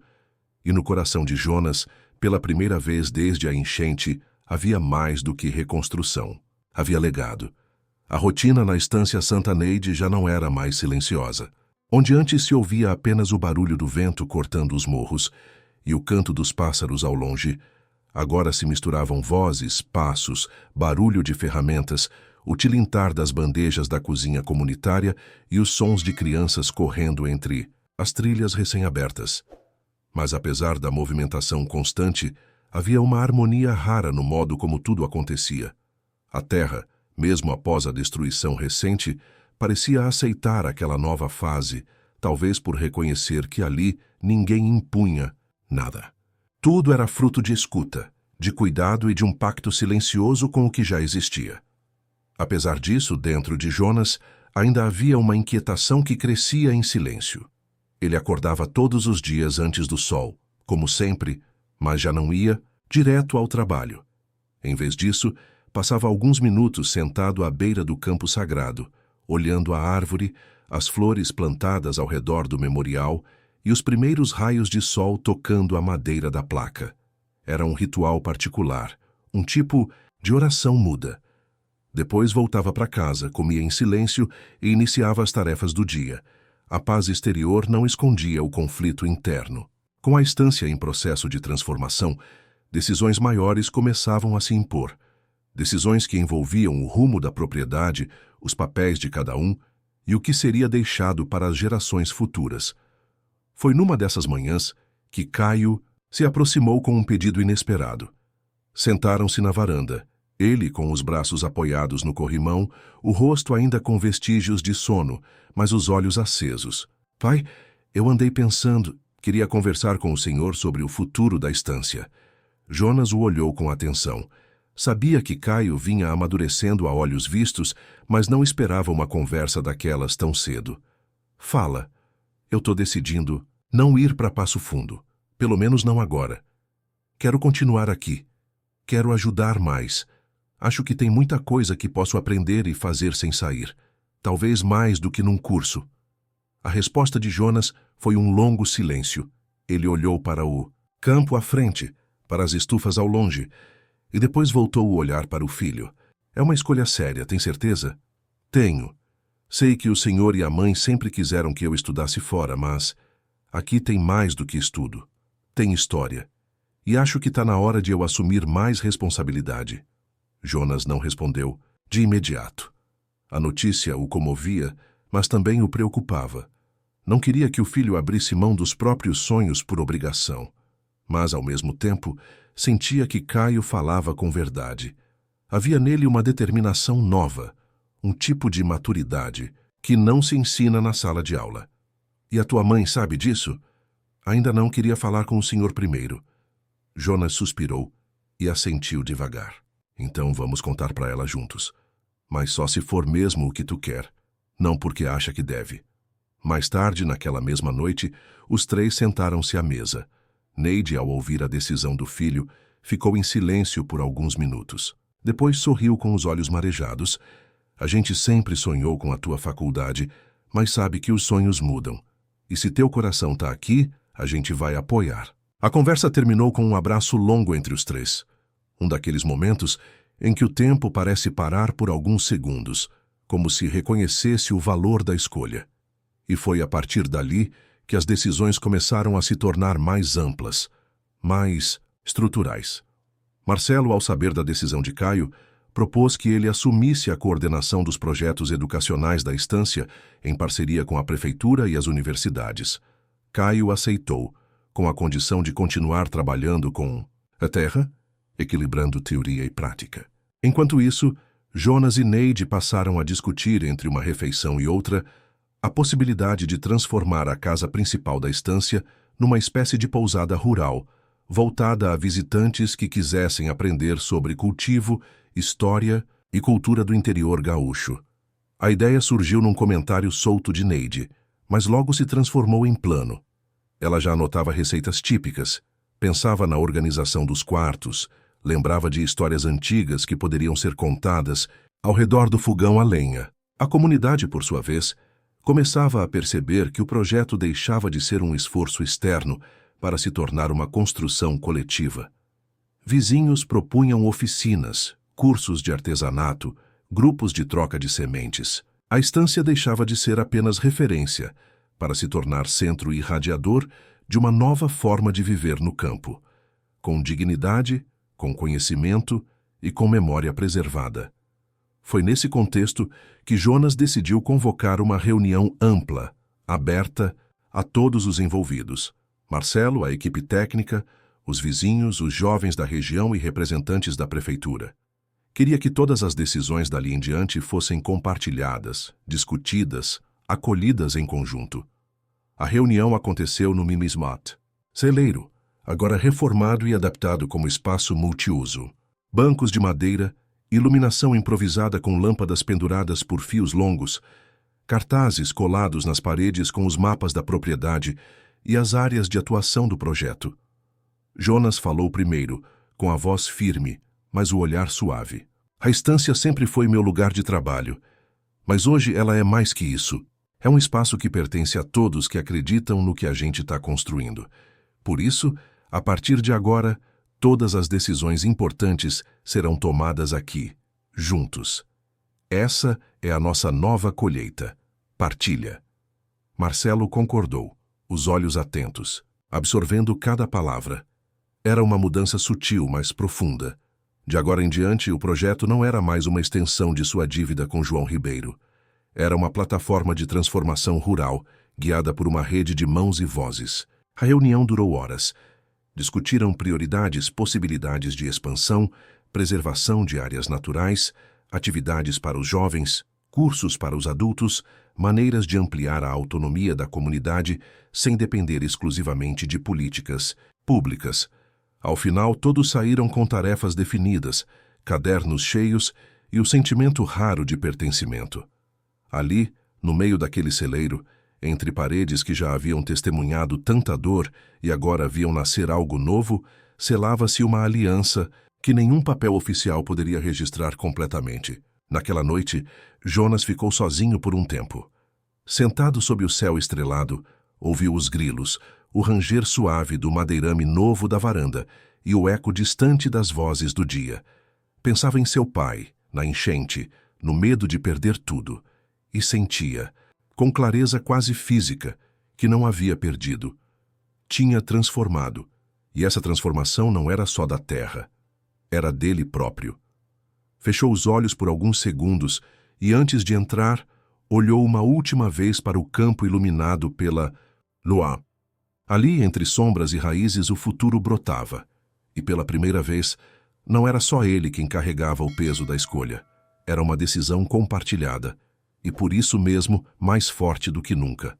Acordar cedo nunca fora um sacrifício para Jonas. Mas nos dias que se seguiram à reunião no celeiro, havia um novo motivo para abrir os olhos antes do sol nascer. A sensação de que agora ele não carregava mais sozinho o peso da estância transformava a exaustão do corpo em combustível. Sentia-se renovado, não pela ausência de dificuldades, mas pela partilha real que se estabelecera. Ao sair para o campo ainda molhado de orvalho, respirava fundo e reconhecia no ar uma cumplicidade que até pouco tempo atrás parecia impossível. A propriedade começava a funcionar como uma engrenagem afinada. As tarefas estavam bem distribuídas, cada pessoa envolvida assumia sua responsabilidade com seriedade e orgulho. Caio, agora formalmente à frente da coordenação do centro de aprendizagem, organizava visitas escolares e implantava sistemas de monitoramento das plantações experimentais. Sua relação com os jovens da comunidade tornava-se referência. Jovens que antes pensavam em deixar o campo, agora viam na estância uma possibilidade de futuro digno e conectado com o mundo. Neide, por sua vez, transformava a cozinha comunitária num espaço cultural. Mais do que refeições, ali se serviam histórias, memórias, saberes ancestrais. Receitas ganhavam variações conforme os ingredientes disponíveis, e as mesas sempre cheias reuniam desde trabalhadores braçais até professores universitários, todos compartilhando o mesmo alimento, o mesmo calor humano. O fogão a lenha tornara-se o ponto de encontro, e Neide, sem que quisesse, tornara-se a guardiã afetiva de todo o projeto. Marcelo circulava pela propriedade com passos menos formais. O empresário que chegara com promessas e propostas, agora era um homem transformado. Pela escuta e pela convivência, percebia com clareza o valor de cada pequeno gesto daquele cotidiano. Aprendera, por exemplo, que um lavrador calado pode ensinar mais sobre ecologia do que qualquer doutor em conferência. E entendia que sua função ali, mais do que administrar ou investir, era garantir que nada interferisse na essência do lugar. Foi num fim de tarde especialmente quente que Marcelo procurou Jonas. Caminharam juntos até o alto do morro, onde o horizonte se desdobrava em colinas suaves. Sentaram-se à sombra do mesmo angico da conversa anterior, cada um com uma garrafinha d'água na mão. O silêncio entre eles já não era constrangido. Era natural, como entre dois homens que já não precisavam se provar. Jonas, eu queria conversar sobre a etapa final do projeto, disse Marcelo, olhando para o campo dourado pelo pôr do sol. Os investidores querem ampliar o escopo. Estão impressionados com o modelo daqui. Querem transformar em referência nacional. Mas isso exigiria mais estrutura, mais presença de fora. Não quero decidir nada sem te ouvir. Jonas não respondeu de imediato. Passou os olhos pelo vale, pelos telhados que agora brilhavam com as placas solares, pelas estufas alinhadas, pelo memorial que aparecia ao longe como um farol sereno. O que exatamente esses investidores querem? Mais tecnologia, mais visibilidade, mais gente envolvida.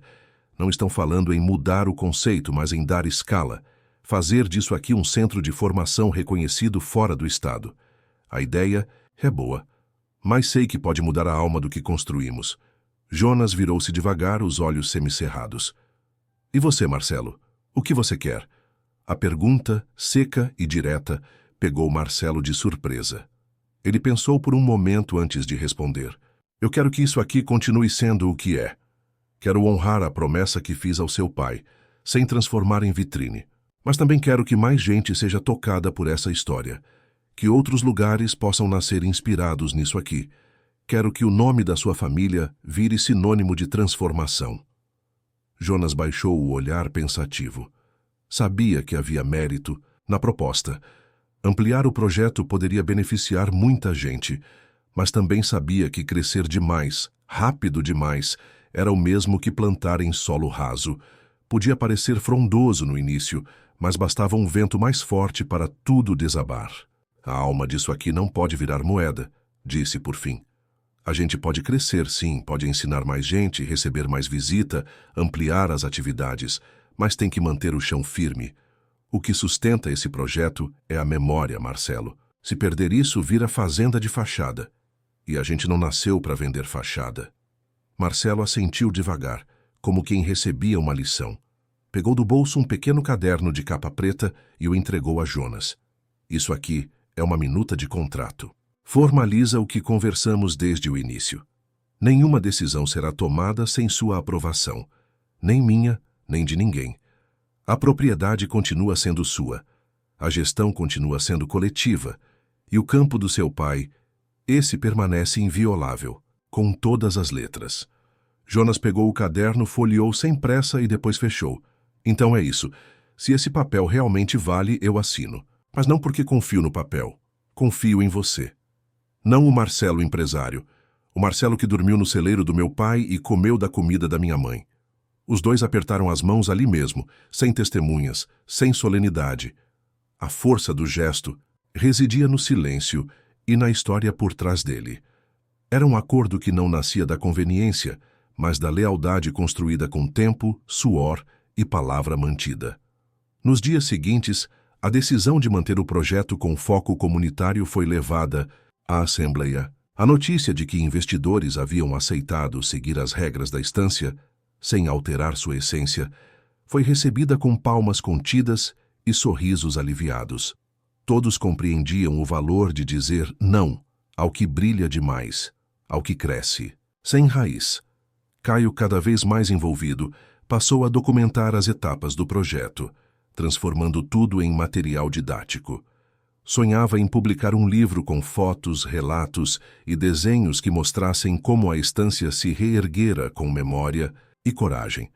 Já Neide começava a organizar rodas de conversa com mulheres da região, incentivando a criação de cooperativas de alimentos, costura e remédios naturais. A força do projeto se multiplicava nos detalhes. Uma noite, sentado no banco do memorial, Jonas viu Marcelo se aproximar. O empresário lhe entregou um envelope grosso com uma carta e uma chave. Isso é seu. A sede do projeto será registrada, oficialmente em nome da Estância Santa Neide. E aqui dentro tem a escritura assinada pelos investidores, reconhecendo sua liderança e a da sua família como permanente e irrevogável. Sem cláusulas escondidas, sem prazo. Um acordo inquebrável. Jonas segurou o envelope com firmeza.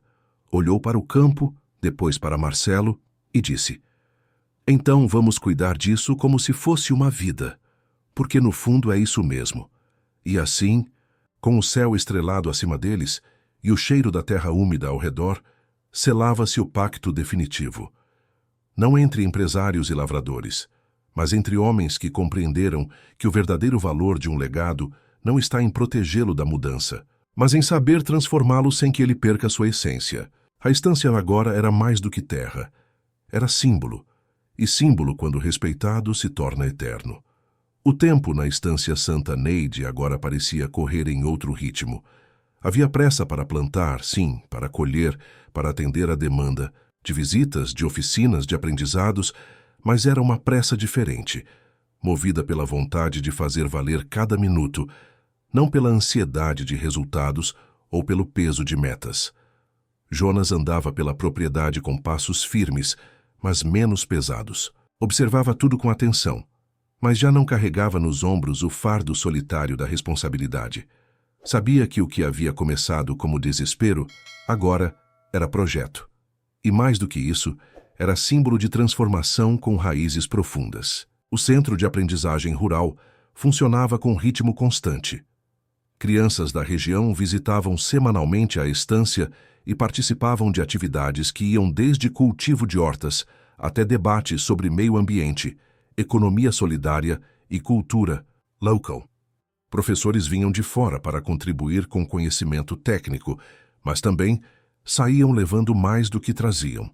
Levavam o exemplo de uma comunidade que decidira, por conta própria, transformar tragédia em propósito.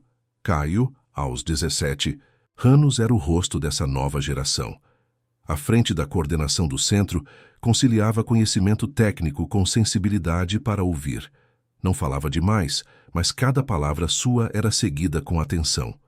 Numa tarde de sexta-feira, após o fim de uma aula sobre compostagem, Caio encontrou o pai no campo sagrado, sentado ao lado da guabiroba como de costume. Trazia consigo um caderno grosso, de capa azul, e sentou-se ao lado dele com a naturalidade de quem já sabia que aquele era um momento de respeito. "Tô escrevendo um livro, pai", disse, abrindo o caderno. "Não um livro qualquer. Um livro sobre tudo isso aqui, sobre o que a gente viveu.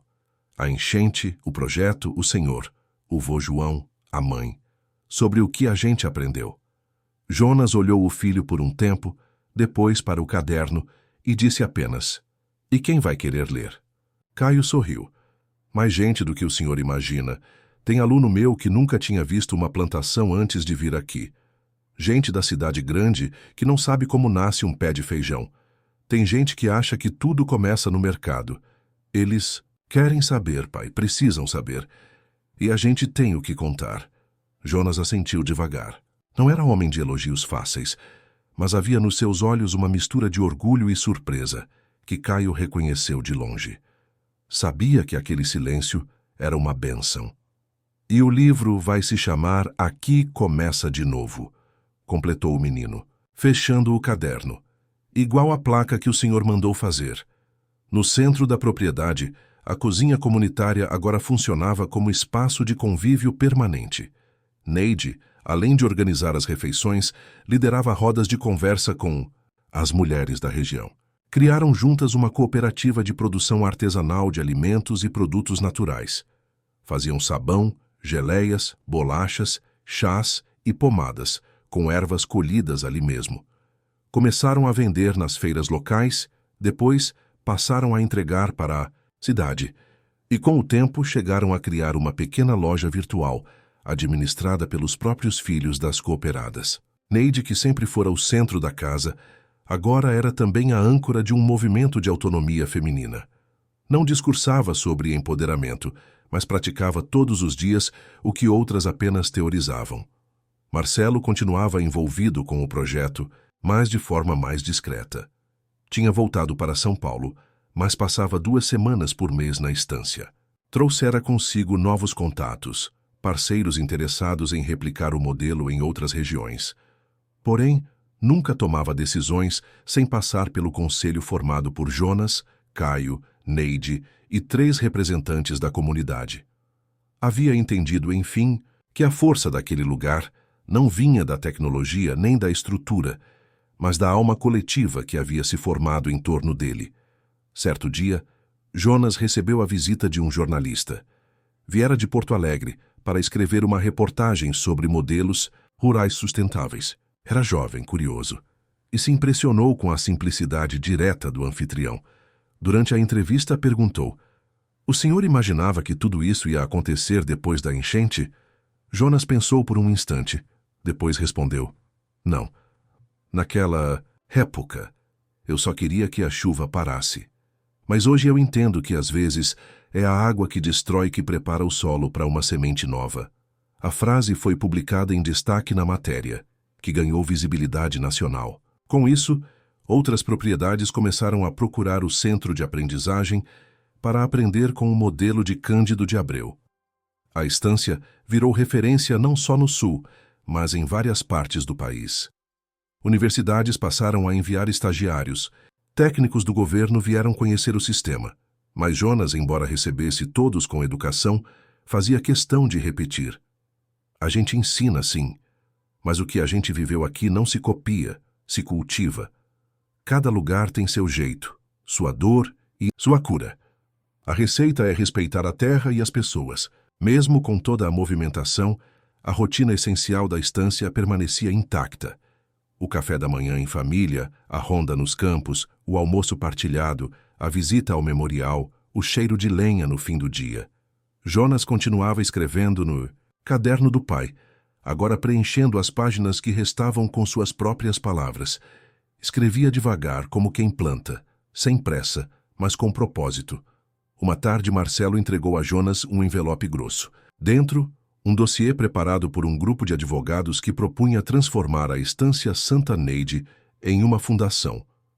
O objetivo era garantir sua proteção permanente, blindando-a de qualquer tentativa futura de exploração comercial ou privatização. Jonas leu tudo em silêncio. Depois debruçou-se sobre a proposta com o mesmo cuidado com que revisava uma lavoura antes da colheita. "Se a gente fizer isso, Marcelo, não tem volta. A terra deixa de ser só minha." "Mas vira de todos para sempre", respondeu Marcelo. Jonas pensou por um tempo, depois chamou Caio e Neide para a conversa. Os 3 sentaram-se à mesa, analisaram, discutiram, ponderaram. E, ao final, decidiram juntos. Assinariam. A estância se tornaria fundação, patrimônio da comunidade, referência de um modelo que respeitava a terra, as histórias e as pessoas. Na manhã seguinte, a assinatura foi feita diante de todos os moradores num ato simples, mas carregado de significado. Não houve discurso nem corte de fita. Jonas apenas disse: "A partir de hoje esse chão tem nome, mas não tem dono. É de quem cuida, é de quem lembra, é de quem acredita." Os aplausos foram espontâneos, acompanhados por lágrimas e abraços longos. Aquilo não era só a formalização de uma estrutura jurídica, era a consagração de um ciclo. Da enchente, a fundação da perda ao legado. A Estância Santa Neide deixava de ser apenas um lugar, tornava-se símbolo, e mais que isso, tornava-se semente plantada no tempo. O tempo havia passado. A Estância Santa Neide, que um dia fora símbolo de ruína após a enchente, agora pulsava como um organismo completo, firme e equilibrado. Já se podia sentir no ar e na terra que o ciclo iniciado naquele dia de tragédia havia chegado ao seu ponto mais alto. Não o de glória, mas o de sentido. Era como se a própria natureza houvesse reconhecido o esforço coletivo e, em resposta, passasse a retribuir com colheitas mais generosas, chuvas mais equilibradas e noites mais serenas. Até os animais pareciam se mover com outro tipo de tranquilidade, como se compartilhassem a consciência de que ali não era apenas um espaço de cultivo, mas de renascimento. A fundação, oficialmente estabelecida, agora contava com um conselho Gestor que incluía moradores, professores, representantes da juventude local e técnicos especializados. Jonas, embora continuasse sendo a figura central, preferia manter-se nos bastidores. Continuava a supervisionar o plantio, a cuidar das ferramentas, a receber visitantes e, sobretudo, a visitar o memorial todos os dias. O banco ao lado da guabiroba já mostrava sinais de desgaste, e isso o agradava. Era sinal de que havia sido usado, vivido, honrado. Nenhum monumento é real se não carrega as marcas do tempo. Caio seguia firme como coordenador do centro de aprendizagem. Havia conseguido parcerias com universidades federais, organizava intercâmbios com outras comunidades rurais e, aos poucos, preparava a publicação do livro Aqui Começa de Novo, agora com ilustrações feitas por crianças da região e com prefácio escrito por Marcelo. O livro não era apenas um relato da história da estância, mas um guia vivo de como reconstruir com dignidade e memória.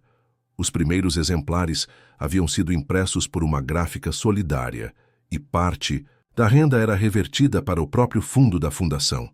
Neide, por sua vez, tornara-se uma figura quase mítica entre as mulheres do entorno. Seu nome era citado em encontros de cooperativas, em feiras de economia solidária e em rodas de conversa por todo o estado. Ainda assim, ela mantinha o mesmo ritmo calmo. Preferia estar na cozinha, organizando as tarefas do dia, ouvindo histórias, oferecendo conselhos em forma de receitas e sabedoria silenciosa. Nunca procurara destaque. O destaque é que a encontrara. Marcelo, agora morando parte do mês na estância e parte em São Paulo, dedicava-se integralmente a multiplicar o modelo da Santa Neide pelo país. Fundou uma organização dedicada a conectar iniciativas semelhantes, mas sempre repetia que nenhum projeto seria copiado, apenas adaptado. Era defensor ferrenho da singularidade de cada experiência. Sua relação com Jonas se consolidara num vínculo que transcendia a amizade ou parceria. Era algo mais íntimo, quase familiar. E quando perguntado sobre o que mais aprendera ali, dizia que a gratidão, quando é de verdade, não termina. Ela se transforma em ação contínua. Na manhã do aniversário da fundação, exatamente 2 anos após a enchente, Jonas preparou-se, com cuidado. Vestiu a mesma camisa azul do dia da primeira inauguração, limpou as botas, penteou o cabelo e foi até a cozinha, onde Neide preparava o café com a mesma tranquilidade de sempre. Havia algo diferente no olhar dele. Não era tristeza nem cansaço, era completude. Um tipo raro de paz que só quem enfrentou o fim e escolheu recomeçar consegue carregar. Hoje vai ter muita gente aqui, né? Ela perguntou sem tirar os olhos do bule. Vai, mas eu quero só ver, não vou falar nada. E precisa? Ele sorriu de leve e deu de ombros. Na varanda encontrou Caio com um envelope nas mãos. Pai, chegou isso hoje, endereço de Brasília. Acho que é importante. Jonas abriu o envelope com calma. Dentro, um convite formal. O projeto da estância. Santa Neide havia sido reconhecido pelo Ministério do Desenvolvimento Agrário como modelo exemplar de reconstrução comunitária e preservação de memória rural. O convite era para uma cerimônia de homenagem. Ele leu tudo, guardou o papel no bolso e apenas disse: "Vamos pensar." À tarde, a propriedade se encheu de novo. Visitantes de várias cidades, ex-alunos, professores, representantes de movimentos sociais e famílias que haviam sido impactadas pelo projeto. Todos queriam comemorar os 2 anos daquele recomeço. Mas a celebração era simples, como sempre fora. Música tocada por moradores, comidas feitas na cozinha comunitária, discursos curtos e sinceros. E, claro, a visita ao memorial, onde agora havia uma nova árvore plantada ao lado da guabiroba original. Uma muda de ipê amarelo plantada por Caio, símbolo de continuidade. Quando o sol começou a se pôr, Caio chamou o pai discretamente. A senhora Aparecida quer que o senhor diga umas palavras, nem que seja uma frase. Jonas olhou para o campo, para o memorial, para as pessoas ao redor. Depois caminhou até o centro do espaço, ergueu os olhos e disse apenas: "Quando a água levou tudo, eu achei que tinha perdido o meu chão, mas descobri que o chão que importa é o que a gente planta nas pessoas." Silêncio. E em seguida, Um aplauso contido, respeitoso, quase litúrgico. Jonas desceu do pequeno tablado improvisado, tirou o chapéu e caminhou até o banco ao lado da árvore. Sentou-se com calma. Ao seu lado, Marcelo. Depois veio Neide. E, por fim, Caio. Os quatro sentados em silêncio, olhando o horizonte. E foi ali naquele entardecer morno que Jonas entendeu com toda clareza que seu pai nunca quis que ele defendesse a terra como um bem imóvel. Queria que ele defendesse o que a terra representava. E isso ele havia feito. Com perdas, sim, com dor, sim, mas também com coragem, entrega e, sobretudo, com amor. A estância Santa Neide, naquele dia, tornou-se mais do que um exemplo. Tornou-se memória viva. Tornou-se palavra escrita em campo aberto. Tornou-se o ponto de partida de uma nova forma de existir no mundo rural. Um lugar onde o passado é honrado, o presente é vivido com dignidade e o futuro é preparado como se planta. Com cuidado, com paciência e com a certeza de que tudo que é feito com verdade floresce. Sempre.